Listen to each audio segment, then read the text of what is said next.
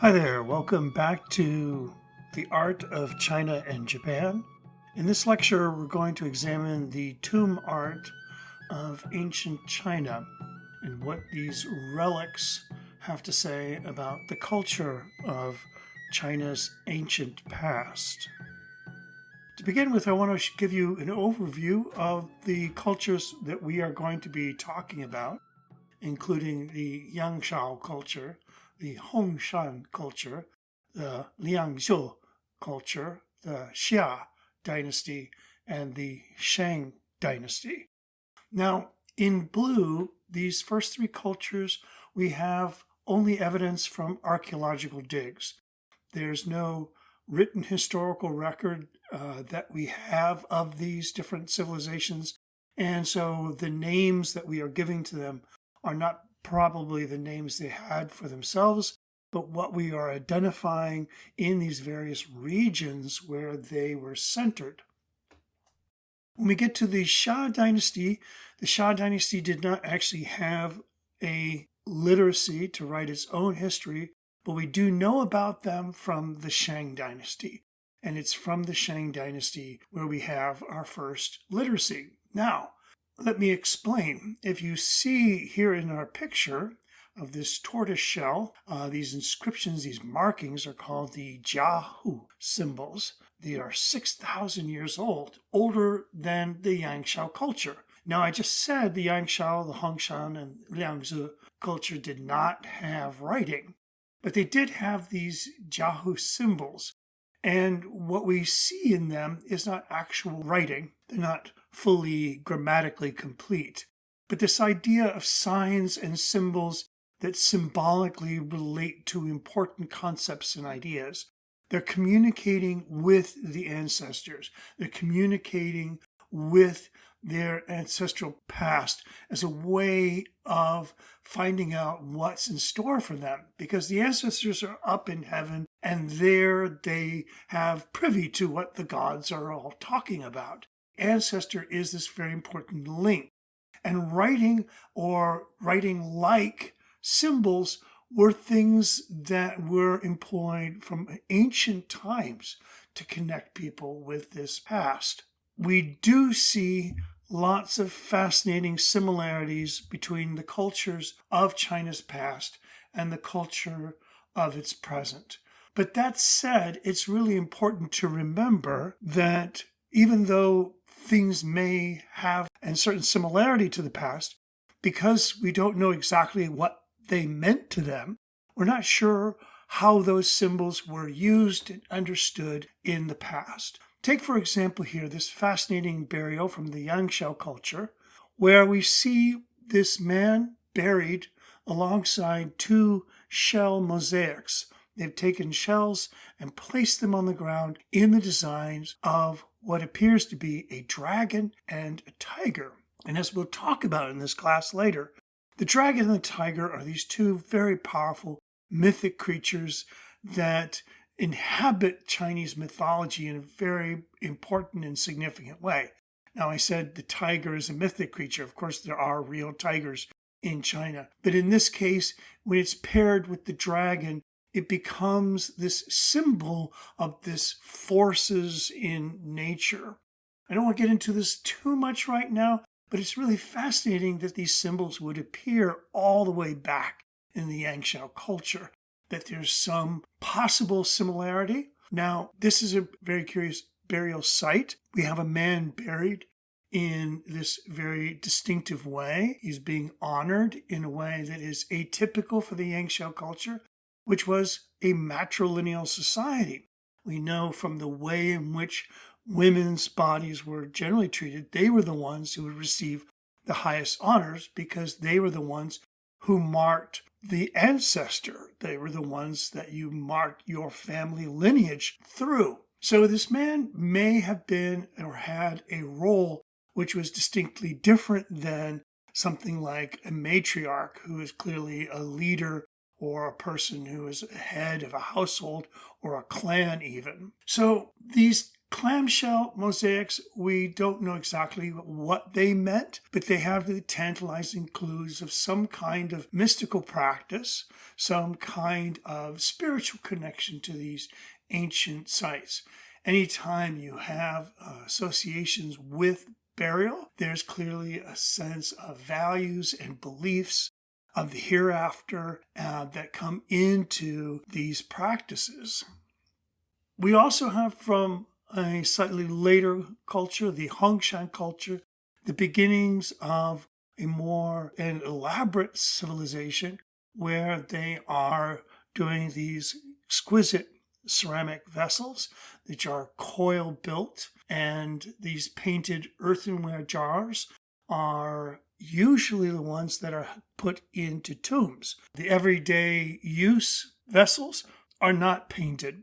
So again, there is a sense of status, there is a sense of significance. Maybe the designs or patterns had ideas contained in them that were meaningful for the deceased. Again, we don't know, but we do see in these designs a level of ornamentation and coloration which is elaborate. The construction of these vessels is very sophisticated and advanced, and they were built in workshops by specialists. So we see here in the Hongshan culture a stratification of the society, a society that is going to have specialized craftspeople making these distinctive ceramic vessels. Now, the Hongshan culture, what we're looking at here, is centered around the northern part of China along the Yellow River. Another important distinction of the Hongshan culture, we start to see the working of jade. Jade today has still a very important spiritual significance to Chinese culture. We don't know what exactly these objects meant to them, but we do see fertility symbols, and that seems to suggest there's this very important way in which they are communicating with the ancestors. Now, the current belief about jade is that it's not an ordinary rock of the ground, but that jade is actually a part of the vault of heaven, so that above in the sky, high above, the earth is surrounded by this canopy of jade. And when we find jade in the ground, it's actually broken off from the sky. And so to have a piece of this sky is very spiritually powerful because the sky is where you have the abode of the gods. So having a piece of jade is like having a piece of property of the gods. Now, what's really interesting about this jade object here, the pig dragon, the Chu Long, we see this coiling around.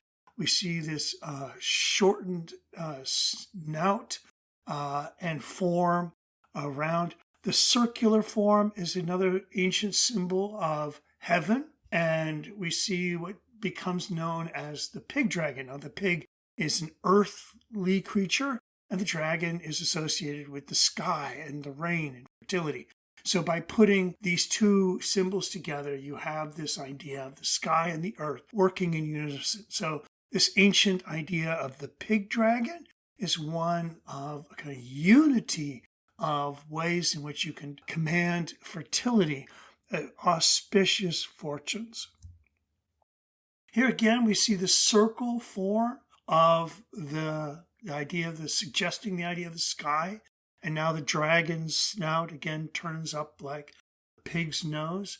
So we have this wonderfully refined and smooth. Now, working jade is what makes it so extraordinary is that it is very difficult to carve. You cannot chisel or cut it like you can other kinds of stones. It's much too brittle. People have to work the jade by their using a really fine grit and cutting it away by grinding slowly at its surface to round it and to shape it. So you see, when you see these really wonderfully smooth forms, elegant shapes, this is hundreds of hours of work to produce something, even as what we'll see now is something relatively simple. it just shows that this is something that's very highly prized and requires a dedicated, skilled artist an enormous amount of time. So jade becomes also this very important symbol of status, of wealth. We can afford to have those artisans. We can afford to produce these beautiful objects because of our extraordinary prosperity and stability. Here's another from very ancient times, the bee disc. And the bee disc is this flat jade disc that is, again, the symbol of the sky. It typically has a hole in the middle, this ring about it, and it is a compelling image of the vault of heaven, like really reinforcing this idea that jade is a piece of the sky.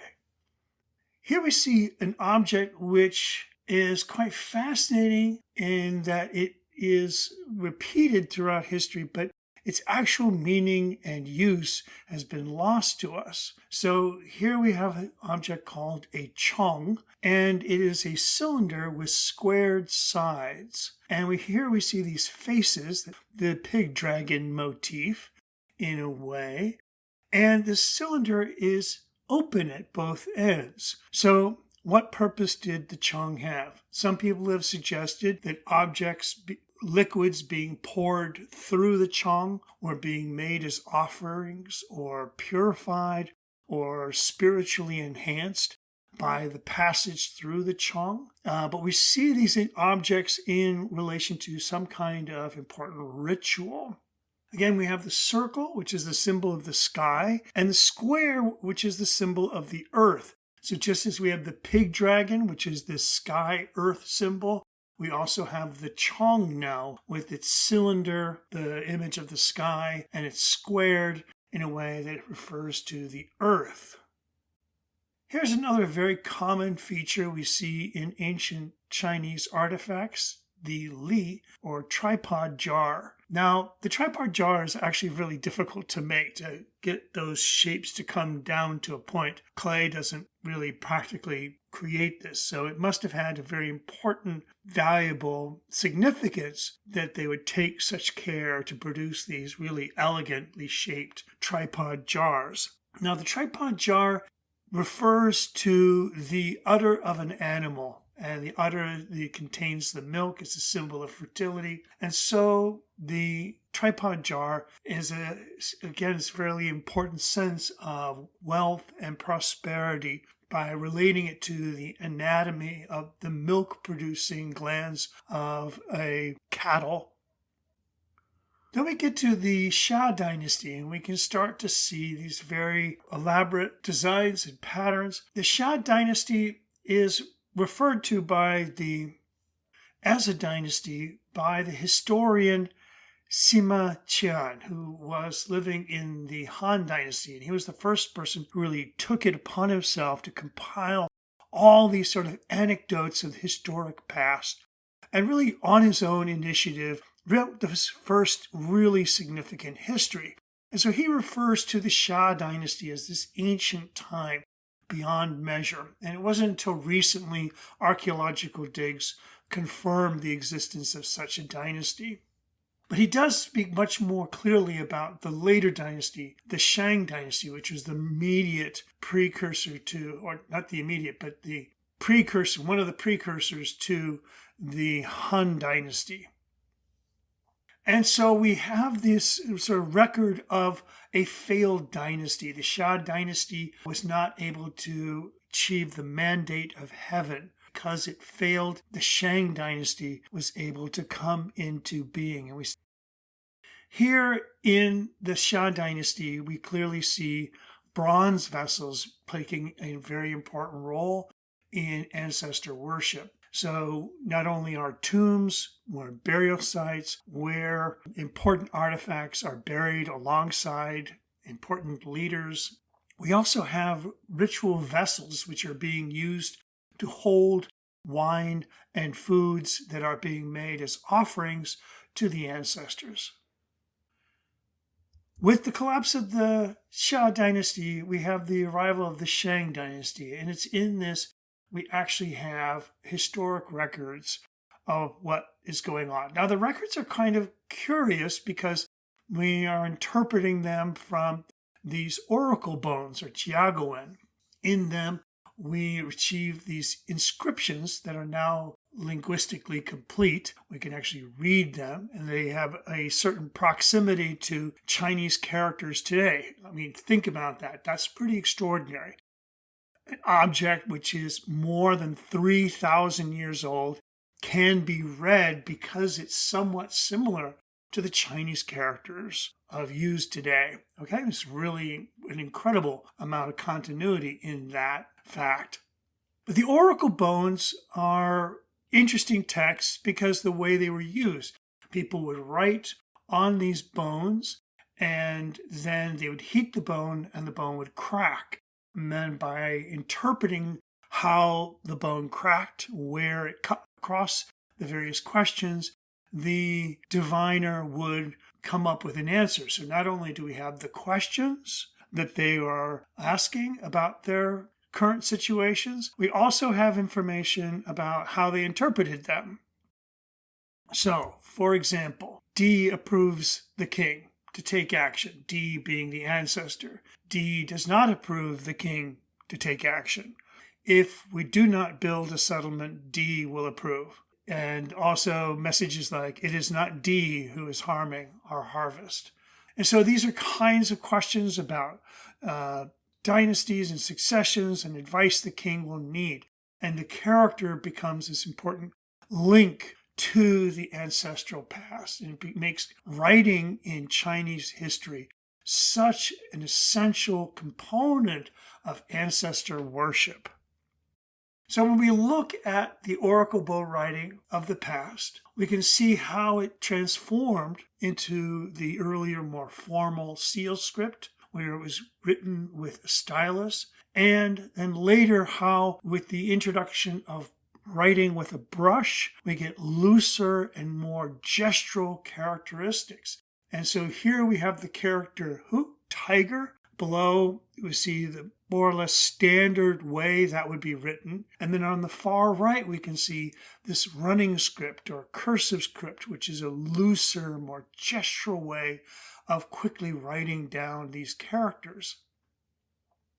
We'll talk a lot more about Chinese characters in the intervening lectures. So what is ancestor worship? There was this idea that there were two aspects to the soul.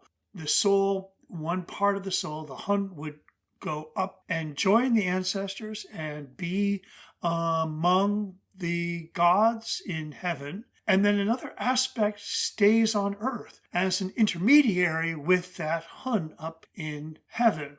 And it's the who is receiving these offerings.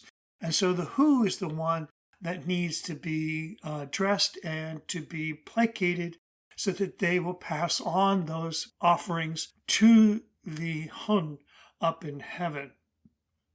Now, during the Shang Dynasty, we have some amazing tombs that have been discovered. Shang Dynasty was incredibly prosperous, and we can see in the tomb of Lady Fu Hao these amazing objects. Just one example of many.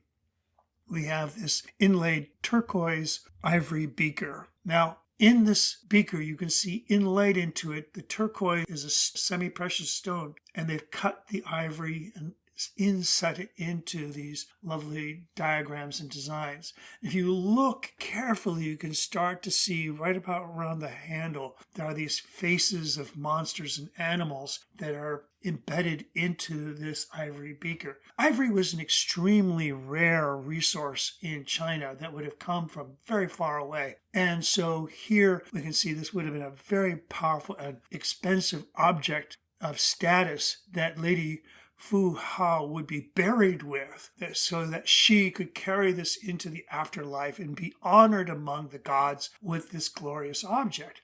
So we see an incredible amount of wealth that's being buried in these tombs. For the tomb of Lady Fu Hao, there was 1,928 pieces of funeral objects that were 400 bronze wares, 700 jade wares. I mean, that's an incredible amount of wealth that's being buried in these tombs, including the skeletons of 16 human beings, which would have been her personal attendants and servants.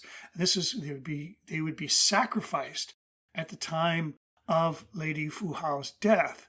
This is called shenzang. This is the sacrificial burial, which was a fairly common practice in the Shang dynasty and carried on through a few later dynasties, but eventually would die out. In these tombs, as I said, we have these objects, bronze objects, which are being used as vessels for holding offerings to the ancestors. These objects would have been things that Lady Fu Hao would have used during her lifetime to honor the ancestors, and then they are being buried with her so that she can carry on the practice of honoring the ancestors.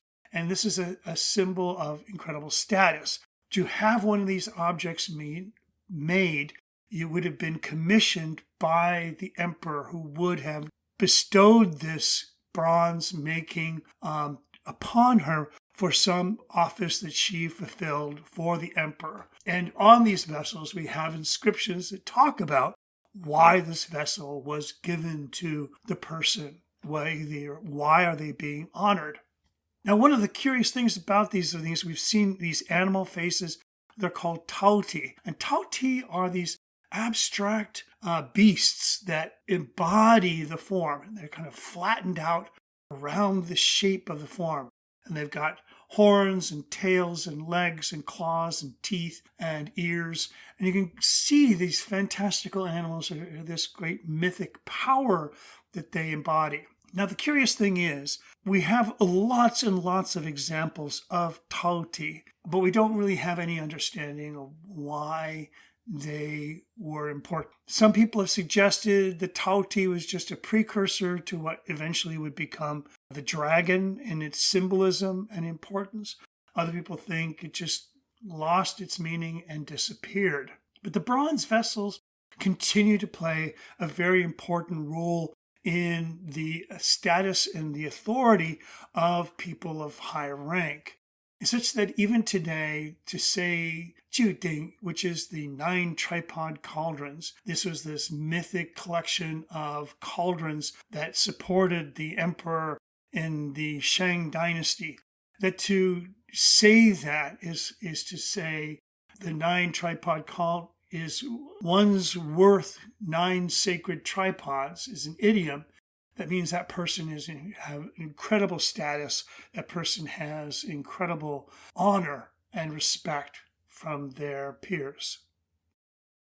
Now, if you're familiar with various kinds of art in the Pacific Northwest, some people have suggested there's an uncanny similarity to ancient Chinese designs and patterns on their vessels, and the kinds of designs and patterns we see among the Native Americans in the Pacific Northwest. And while there is a tentative link between ancient China and the Pacific Northwest as populations crossed over from Asia into the Americas, there is no actual connection here, okay? We're seeing a formal similarity without any actual link. Okay, the Pacific Northwest Coast Native American Tlingit culture developed and cultivated a design pattern which coincidentally looks similar to ancient Chinese traditions, but it does not actually have any historic connection whatsoever.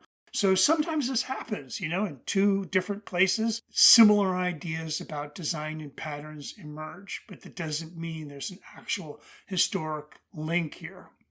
The bronze making in China, it was really an extraordinary process where each bronze vessel was made in a unique way.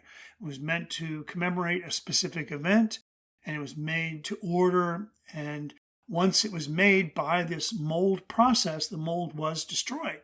And so this was called a lost wax process. So they would have wax that would be in the shape and design of what they were making, and then they would build a careful piece mold from stone and soft clay, and they would fit that all together, And then there is this pouring into the molten bronze. It melts away the wax and replaces the wax and takes up all these intricate designs and patterns.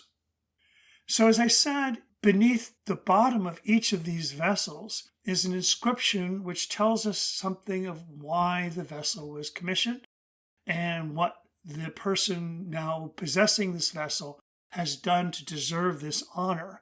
And this is a really important record about what was going on at this time. So these objects are not only significant in that this is how you honor your ancestors, they become very important symbols of status even among the people on Earth. That having these, and having a lot of them especially, means that you've played a very important role in supporting your emperor. So there are a variety of different kinds of shapes of things, mostly established by tradition. You can see here the late Shang dynasty, and then the Western Zhou period. We see a little bit later how the refinement of these forms, more elaborate design starts to take place. We still have the basic underlying design, but now we're making it more ornate, we're making it more flamboyant. And the Western Zhou period would soon get very elaborate indeed. Here would be a complete set of bronze vessels where people could place wine offerings and food offerings to their ancestors. We also find, as I mentioned, a lot of imagery surrounding human sacrifice. This is an executioner's bronze axe with its sort of diabolical grinning face looking out at us and laughing as you're about to die beneath its blade. The Shang dynasty was a fairly brutal time. There were lots of executions and crimes were punished very severely. One of the things that's important to recognize about this time period is there are lots of different cultures going on at this time. I'm only talking about very few of the many different civilizations that were appearing and disappearing over these thousands of years.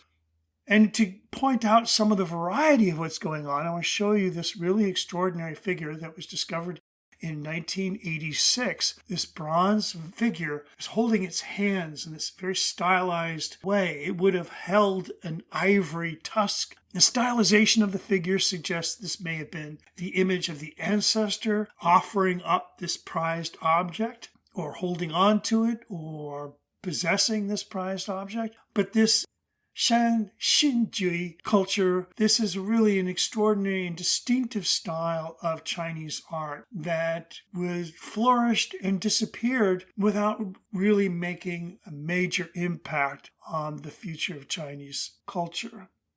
Another object which we see often in tombs are bronze mirrors. These would have had one finely polished size and then a decorative part on the back. Now this particular bronze mirror has a very curious design on it. You'll see this large tiger curling around the outside of the form, and then inside the tiger we see several smaller tigers, and inside those you can see those swirls inside the smaller tigers. It's as if it goes on forever. The tigers within tigers within tigers. And the tiger being this really important symbol of spiritual power. And this is a very important idea in the way in which ancient China conceived of the natural world, as it being deep and infinite and repeating down on through the layers. Now the mirrors had everyday mirrors. People would use them for cosmetics and what have you. But they were also spiritual objects. The way they could reflect light was seen that they had this incredible power, that they could reflect the whole world within their disk. And so this is something that comes back time and again, the importance of mirrors in spiritual practices. Recently in Cleveland, a mirror was discovered, which has been known as a magic mirror. And they look like ordinary mirrors for the most part. They have a design on the back and a polished surface on the front. But what makes them so distinctive is if you reflect the polished surface, a design and pattern will appear in the reflected light. It has been polished and made in this really sophisticated way that changes the chemistry of the surface of the mirror so that when light hits it, it bounces off in these different patterns. And this is ways in which they can project images. In this case here, the magic mirror is projecting an image of what looks like a bodhisattva or the Buddha, Gautama Siddhartha. And so you have this image reflecting off a perfectly flat surface that projects this image. So anyways, I found this really fascinating. You can go see this in Cleveland if you're ever in that area. And it just speaks to the incredible ingenuity and sophistication of the Chinese metalwork at this time. So these review quizzes are a way for you to go and think about what I've talked about and think about ways in which you may have missed something if you don't quite know the answer. So question 1, what was the role of ancestor worship? So we talked about the ancestor worship is having this very important link to the past, and that the fertility that one would expect would come from the gods by way of your ancestors, that they would be advocating for you up in heaven. Question 2, how are the bronze castings made? Remember, each one of these bronze vessels was unique. And so it was a lost wax process that allowed them to create these intricate designs and include inscriptions that spoke specifically to the honor given to the person who owned this object. Jade had been a very